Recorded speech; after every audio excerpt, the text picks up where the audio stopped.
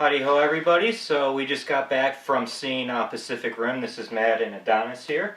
And we didn't just see Pacific Rim, obviously. We saw it in the IMAX 3D. We went big and bold on this one. So before we actually start talking about the actual movie itself, what do you guys think is, because I was shocked, it's been a while since I've been to an IMAX and a 3D movie. The ticket cost $16.25. That almost blew me away when the counter person said that.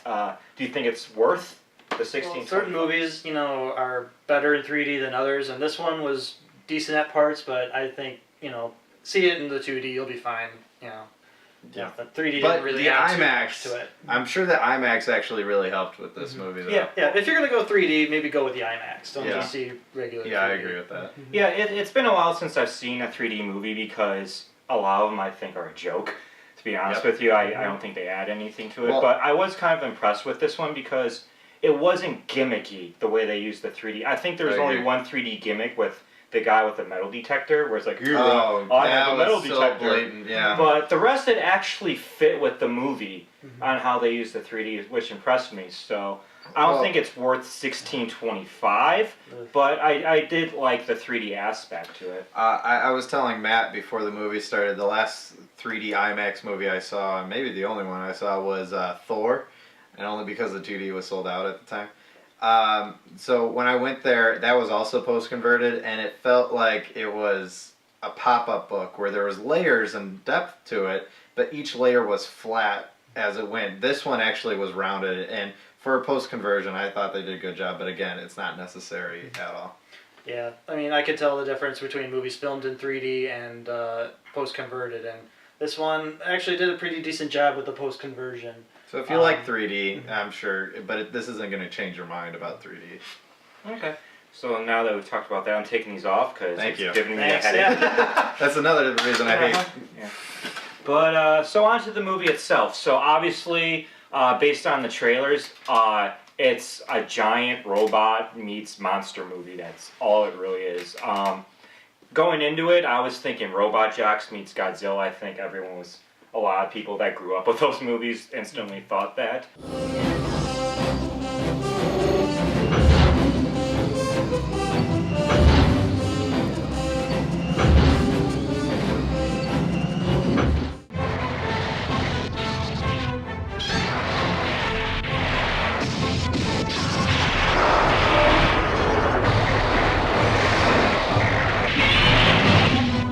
But impressions of the movie? I thought it was fun. I mean, it wasn't a movie that was taking itself too seriously. Going into it, you're going to see some just non-stop action and not much character development. But for what it was kind of like the first Transformers for me, where it was kind of stupid at parts, but it was just entertaining action scenes all the way throughout, I'd say. See, I disagree with a lot of that, actually. Yeah, you do, but... wait, you agree with who? No, I agree with you. Yeah, because I thought exactly what he was saying. Robot Jox, Godzilla, I thought it was just going to be non-stop action, just like that. But there were a lot of quiet moments. Like, the whole middle section of it is a lot of just character development, and I felt they did a really good job of introducing us to the world, and they give you a fight right off the bat to kind of lead you into it. They show you the technology, they show you how tough the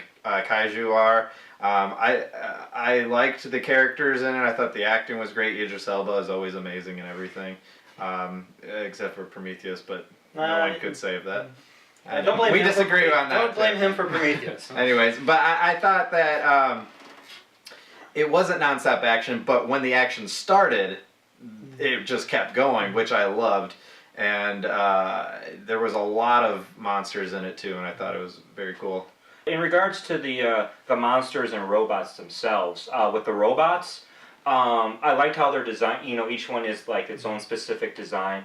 And what really impressed me is like how they actually moved like robots. You do get the sense they're very heavy and they move very robotically compared to like Transformers with these giant robots.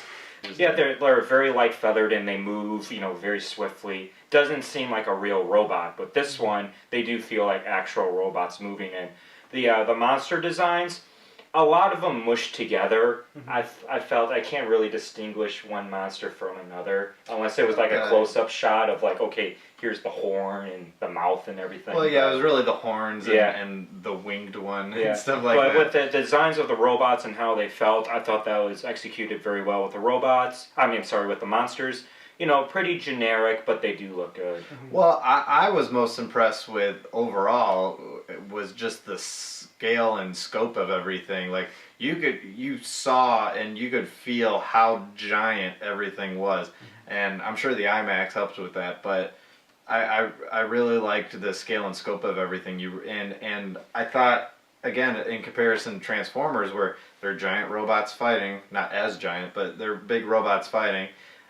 And it's such a cluster of just metal on metal. You can't see what's going on. You don't know what's happening. I could always tell what was happening in this movie. I For the never most got part, lost. there were some scenes where it was everything was kind of too close. The But, final fight underwater. Yeah, that was got a little strange. jumbled. But, A little strange there. I don't know. I didn't have that problem. I don't know. I enjoyed it. I saw everything. I didn't have any. There was not one moment where I was like, "Wait, what's happening right now?" I was never disoriented. Yeah, it was paced nicely all the way throughout. Yes, You know, yeah. There were action when there needed to be action. There were, you know. And that's Guillermo del Toro for you all over. Like I love his stuff. Pan's Labyrinth is fantastic. By the way, check that out. Yeah, I'll give it. I'm gonna give it a B. I thought it was a good story. You know, good. A lot of good action scenes without too much action, but at the same time, just enough character development to kind of give it the you know, the story that it needs. But yeah, thrilling action scenes and just a good overall feel to it. I think I'm gonna go with a B plus on this one. I liked it a little bit more. I really enjoyed the action scenes. I like that I could see what was happening in the action scenes. I was pleasantly surprised by all the quieter moments. I thought I would be like, come on, where's the action already?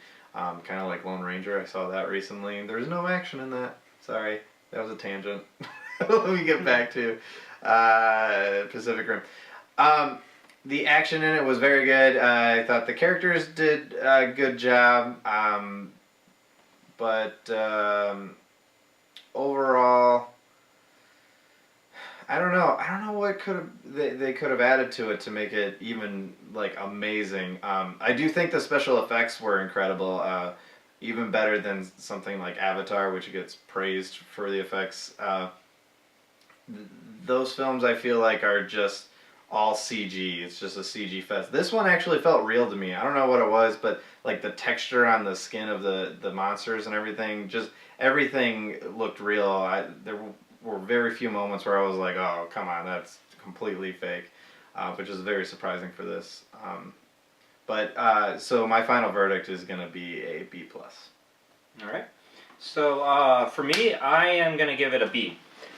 Basically, it delivered what I wanted going into it. Basically, like I said, growing up with, you know, Godzilla movies and things like that, I just want to see, you know, some good, you know, bigger than life monsters and robots just clashing against each other, and that it did deliver in that aspect.